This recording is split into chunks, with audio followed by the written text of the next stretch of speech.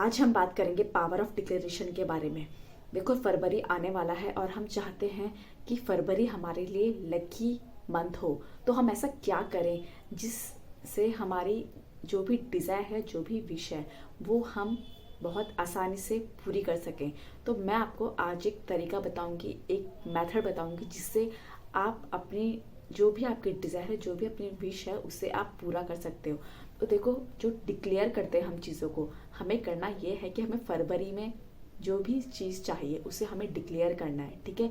और साथ के साथ मैं आपको ये भी बताऊंगी कि हम ऐसा क्या करें जिससे हमारी जो विशेज़ है वो 110% पूरी हो, ठीक है। इसीलिए वीडियो में बने रहें। तो देखो, जब हम किसी चीज़ को डिक्लेयर करते हैं, डिक्लेरेशन कैसा होता है? डिक्लेरेशन से वैसा होता है जैसे कि हम यूनिवर्स को एक घोषणा कर लेते हैं कि मुझे ये सब चीज़ें चाहिए, ठीक है। हम गॉड के आगे अपनी एक लिस्ट रख देते हैं, अपना जो भी हमारी डिज़ायर उसको हम लिख के रख लेते हैं कि ये सब चीज़ें हमें चाहिए।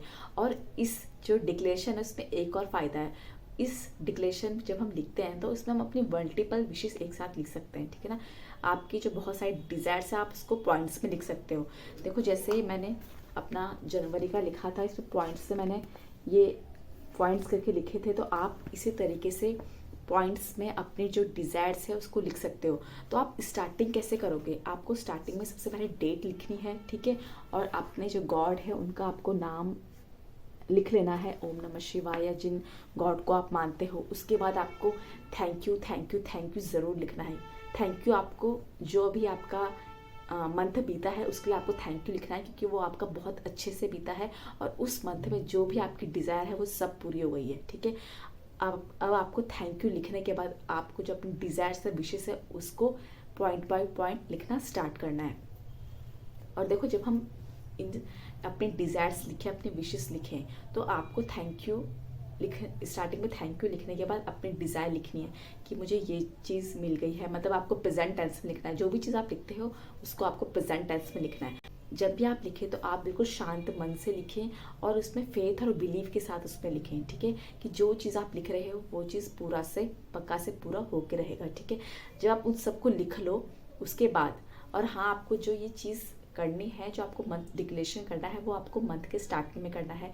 मतलब 31 को कर सकते हो आप, या 1 तारीख को, 2 तारीख को, 3 तारीख को कर सकते हो। जब आपको टाइम मिले तब आप इसको कर सकते हो। अगर स्टार्टिंग के फर्स्ट मतलब मंथ के पहले दिन आप इसे करोगे तो ज़्यादा अच्छा रहेगा, ठीक है। उसमें आप जो जो चीज़ें आप चाहते हो वो सब चीज़ें, उस पर सब चीज़ें लिख डालो, ठीक है। छोटी चीज़ है, बड़ी चीज़ है, आप सब उसमें लिख डालो। लेकिन एक और चीज़ आपको ध्यान रखने की, जो भी आप लिखोगे वो ऐसा हो कि 1 मंथ के अंदर पॉसिबल होने वाली चीज़ हो। ऐसा नहीं कि आपका कोई रिजल्ट आने वाला है 6 महीने बाद और आपने वो चीज़ इसमें लिख दी, तो वो चीज़ पॉसिबल नहीं है। तो इसलिए आप इसको खुद ही ना लिखें, ठीक है ना। कॉमन सेंस का यूज़ करें कि क्या क्या चीज़ें जो ये मंथ है उसमें आपको मिल सकती है, तो उसमें वही चीज़ें आपको ऐड करनी है, वही चीज़ें आपको लिखनी है। लिखने के बाद आपको उस जो आपकी डायरी है उसको बंद करके, और उसको बंद करके आपको उसको दिल से थैंक यू बोलना है, फेथ और बिलीव उस पर रखना है कि जो डायरी है ये मैजिकल डायरी है और ये आपके लिए बहुत ज़बरदस्त तरीके से काम करेगी।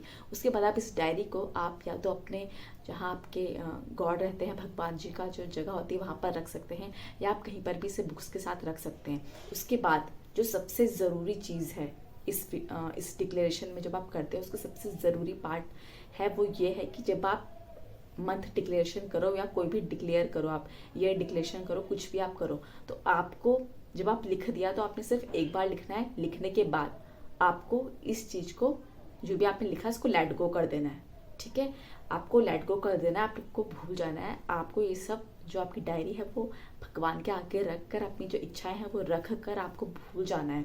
क्योंकि अब जो भी चीज़ें आपके साथ होंगी वो सब आपके यूनिवर्स करेंगे, आप पे गॉड करेंगे, ठीक है। ऐसा आपका फेथ होना चाहिए, बिलीव होना चाहिए। जब आप लेट गो करते हो तो ही आप चीज़ों को रिसीव कर सकते हो, क्योंकि जब आपने उसे, कोई आपकी डिज़ायर है जिसको आप यूनिवर्स से मांग रहे हो, तो जब तक आप उस जो लिस्ट है उसको दोगे नहीं तो तब तक वो चीज़ें आपके पास आएगी कैसे, है ना। जैसे आप किसी होटल में गए तो आप वेटर को जब बताओगे नहीं कि ये चीज़ें आपको चाहिए, तो वो वहाँ से लाकर आपको कैसे देगा, कोई भी चीज़ कैसे आपको ला के देगा। तो वही चीज़ आपको करनी है, आपको लिख कर लेट गो करना ज़रूरी है, ठीक है। जब आप लेट गो करोगे, जब आपसे छोड़ दोगे अपने विश को यूनिवर्स के हाथ में, तो ही वो चीज़ें आपके पास आएंगी, ठीक है। और कभी कभी क्या होता है कि जैसे मैंने अपनी जनवरी के टाइम पे 1 जनवरी को मैंने अपनी 5 डिज़ायर्स लिखी थी, 5 विश लिखी थी। तो अगर कभी कभी क्या होता है कि हमारी सारी की सारी विशेस पूरी नहीं होती है, तो कोई बात नहीं, उस पर आपको टेंशन लेने की ज़रूरत नहीं है, ज़्यादा सोचने की ज़रूरत नहीं है। वो आपको नेक्स्ट मंथ पे आप उसे लिख सकते हैं। जब आप नेक्स्ट मंथ का डिक्लेरेशन बनाओ, तो उस पर आप वो लिख सकते हो, ठीक है ना। क्योंकि कोई कोई चीज़ें हमारे हाथ पे बिल्कुल नहीं होती और उस चीज़ के लिए हमारा राइट टाइम नहीं आया होता, इसीलिए उस चीज़ पे ज़्यादा सोचना नहीं है कि क्यों नहीं हुआ।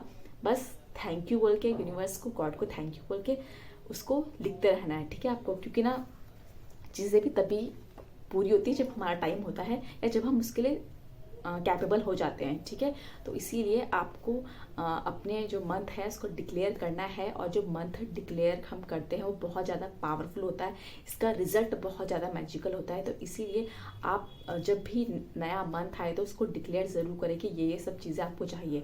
छोटी छोटी चीज़ें आप उसमें लिख सकते हैं, जैसे आपको कोई फ़ोन परचेज़ करना है आप उसमें लिख सकते हैं, आपको अपने रूम में कोई पेंट करवाना है आप उसमें लिख सकते हैं, आपको अपनी फैमिली के साथ कहीं ट्रिप पे जाना है या फ्रेंड्स के साथ ट्रिप पे जाना है आप उसको लिख सकते हैं, ठीक है। कोई ड्रेस आपको परचेज करनी है तो आप उसको लिख सकते हैं। कोई भी छोटी चीज़ हो सकती है, या कोई भी चीज़ ऐसा हो सकती है जो आप उसमें लिखना चाहे, जो चीज़ आप चाहते हो कि वो आपकी इस मंथ में पूरी मतलब जिसको आप चाहते हो कि इस मंथ में पूरी हो जाए, तो वो चीज़ें आपको उस डायरी में लिख लेनी है, ठीक है।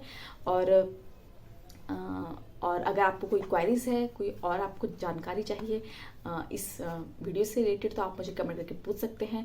वैसे तो मैंने आपको जितना मुझे पता था उतना मैंने आपको बता चुका है, लेकिन आप मुझे फिर भी कमेंट करके पूछ सकते हैं, मैं आपको सभी के जवाब दूंगी, आप सभी के मैं जवाब पक्का से दूंगी। तो दोस्तों आज की वीडियो में इतना ही, मिलते हैं अपनी नेक्स्ट वीडियो में, तब तक thank you so much and good bye.